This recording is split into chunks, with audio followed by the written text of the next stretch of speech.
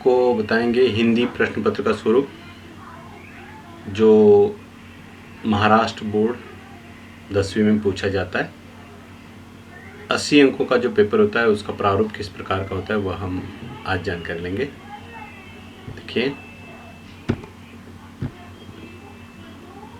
कक्षा 10वीं, विषय हिंदी संपूर्ण, प्रश्न पत्र का स्वरूप।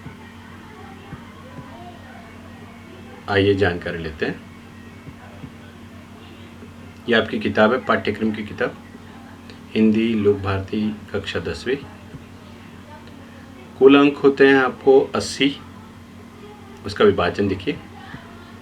गद्य विभाग 20 अंकों के लिए, पद्य विभाग 12 अंकों के लिए, पूरक पठन 8 अंकों के लिए, व्याकरण विभाग 14 अंकों के लिए, रचना विभाग 26 अंकों के लिए। तो इस प्रकार 80 अंक बनते हैं।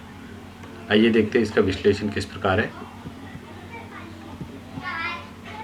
गद्य विभाग के लिए जो 20 अंक दिए जा रहे हैं उसमें पठित परिच्छेद पढ़कर दी गई सूचना के अनुसार कृति कीजिए, अंक है 8। पठित परिच्छेद पढ़कर दी गई सूचना के अनुसार कृति कीजिए, अंक है 8। दूसरा प्रश्न गद्य विभाग पर।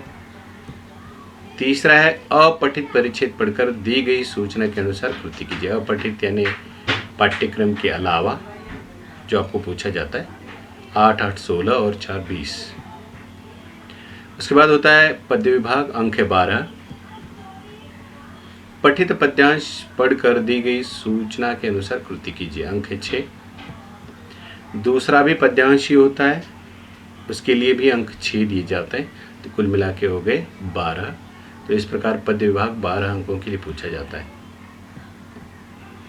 पूरक पठन 8 अंक। पठित गद्यांश पढ़कर दी गई सूचना के अनुसार कृति कीजिए, अंक है 4। पठित पद्यांश पढ़कर दी गई सूचना के अनुसार कृति कीजिए, अंक है 4। पूरक पठन आप जब आपके पाठ्यक्रम की किताब जो है उसकी अनुक्रमणिका देखेंगे तो उसमें पाठ के आगे, कुछ कविताओं के आगे पूरक पठन ऐसा लिखा हुआ है, तो उस पर 8 अंकों के लिए सवाल पूछे जाते हैं। इस प्रकार 2 प्रश्न आएंगे आपको। उसके बाद आता है व्याकरण विभाग। व्याकरण विभाग कुल मिला के 14 अंकों के लिए होता है। तो उसमें कौन कौन से घटक पूछे जाते हैं देखिए। सूचना के अनुसार कृतियाँ कीजिए, शब्द भेद पहचान कर लिखिए, अंक है 1। दूसरा अव्यय का अर्थपूर्ण वाक्य में प्रयोग कीजिए, 1 अंक। तीसरा संधि पहचानो और भेद लिखिए, 1 अंक। चौथा है सहायक क्रिया पहचान कर उसका मूल रूप लिखिए, 1 अंक। क्रिया का प्रथम तथा द्वितीय प्रेरणार्थक रूप लिखिए, 1 अंक। मुहावरे का अर्थ लिखकर वाक्य में प्रयोग कीजिए, इसके लिए भी 1 अंक आपको दिया जाता है। आगे बढ़ते हैं। 7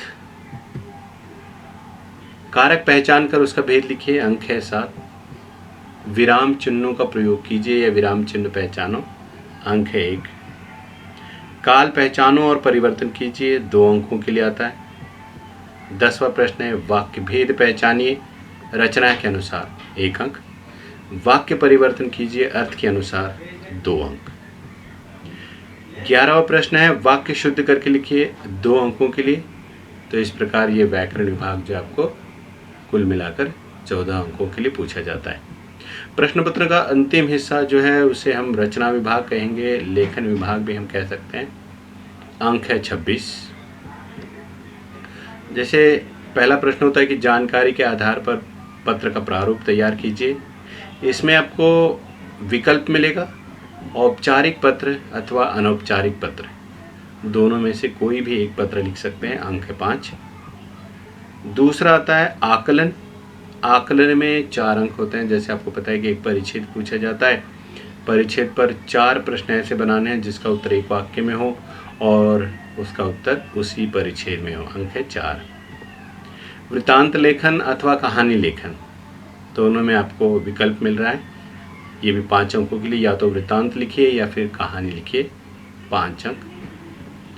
विज्ञापन लेखन है 5 अंकों के लिए, और अंतिम जो है निबंध लेखन वह है 7 अंकों के लिए। तो इस प्रकार आपको पता है कि कुल मिलाकर 26 अंकों का रचना विभाग आपको पूछा जाता है। धन्यवाद दोस्तों।